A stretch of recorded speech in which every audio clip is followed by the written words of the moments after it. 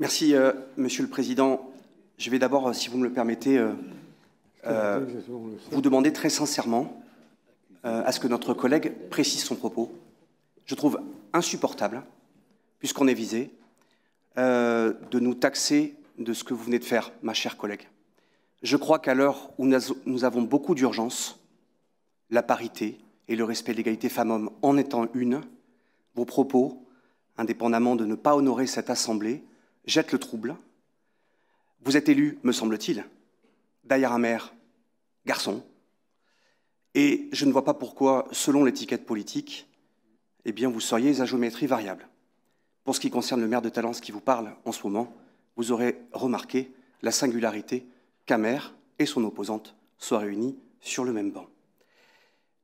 Je voulais vous remercier, Monsieur le Président, même s'il va falloir, pour ce qui nous concerne, nous habituer à un peu plus de torticolis pour vous parler directement, pour l'ouverture d'esprit et surtout pour la clarification des missions que vous nous avez données, avec des dossiers clairement indiqués. Comme l'a rappelé notre Président Patrick Beaubé, c'est avec beaucoup d'entrain et beaucoup de débats passionnants qui nous attendent avec nos collègues de la majorité. Je ne suis pas tout à fait sûr que la cogestion se limite au vice-président, puisqu'il me semble qu'un exécutif est composé, y compris pendant la majorité, de vice-présidents et de conseillers métropolitains et délégués. En tout cas, c'est ce que je vois à l'heure où je vous parle.